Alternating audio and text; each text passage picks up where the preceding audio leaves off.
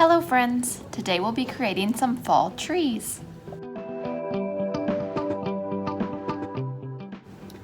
The smallest parts of an artwork are the elements of art. They include line, shape, form, value, texture, color, and space. All artists use these elements of art to create.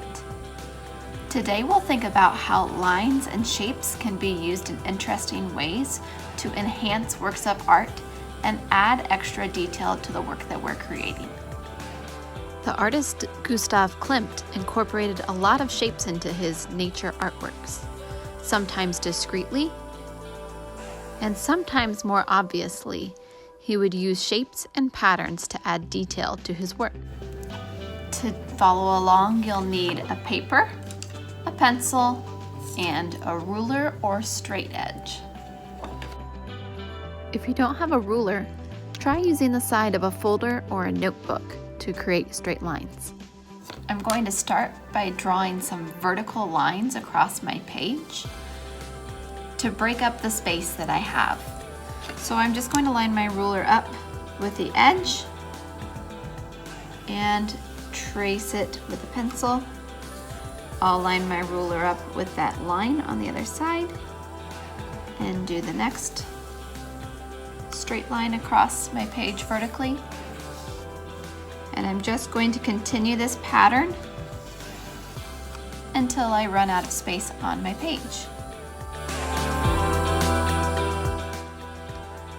Pause whenever you need to catch up. My page is full of vertical lines, so now I'm going to turn my ruler the other way and create horizontal lines to fill the space. So I'll start by lining it up at the top of my page, trace the ruler with my pencil. I can line it up again with the next line, trace it with my pencil, and again I'll continue that process until I fill the entire page.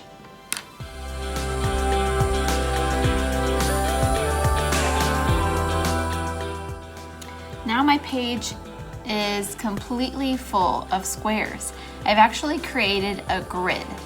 This is going to help me think abstractly as I complete my artwork. In other words, I'm gonna have to think outside of the box. I said at the beginning that we would be creating fall trees. Now that my grid is on my paper, I'm going to draw my tree directly on top of the lines and shapes that I've already created. I have a lot of vertical and horizontal straight lines, which created squares that fill my page. Now I need to think about different lines and shapes I can use to create a tree. I'm going to start with the trunk of my tree because that's the base of my tree. I could have a tree that goes all the way down into the ground, so maybe I'll even draw the base of its roots. I know that a tree stands vertically, so I'll have a vertical line that maybe isn't quite straight, and I'll put two lines for my tree trunk, one for each side to give it some thickness. If I want to draw some roots for my tree, I could create some V-like lines down below, or I could even make them more organic so that it looks very natural growing into the ground. So I'll just curve those around a little bit to make it look more natural.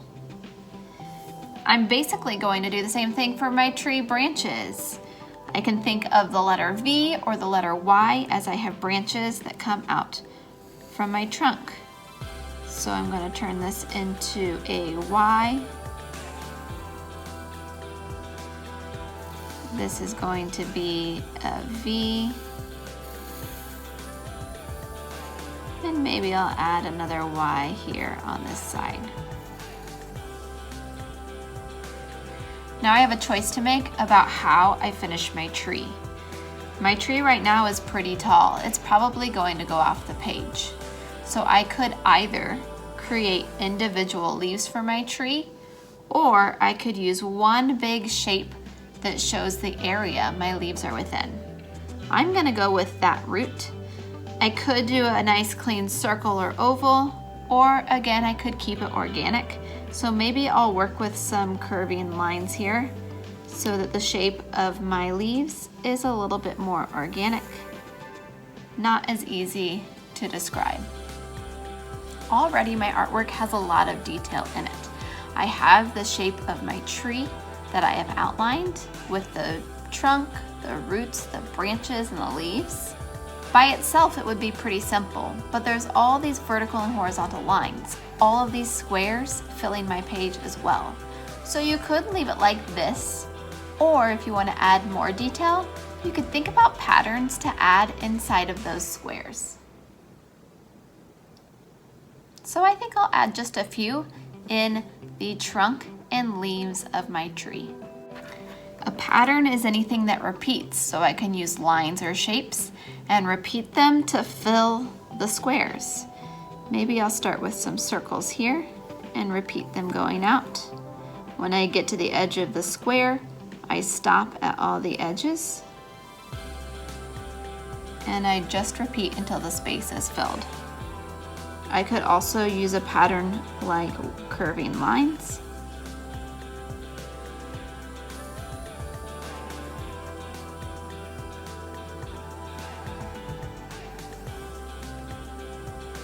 Let's see what else I can come up with.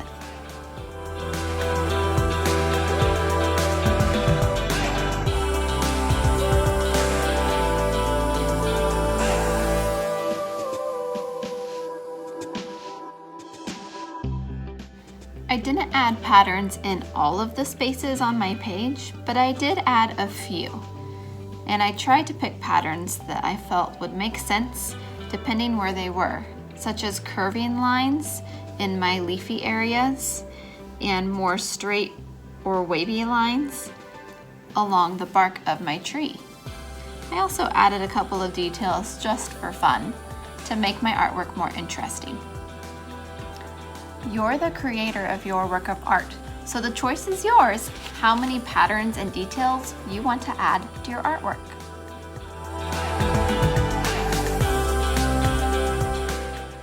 A fall tree isn't complete without color, so make sure you check in for part 2 of this activity to add color to your detailed fall tree.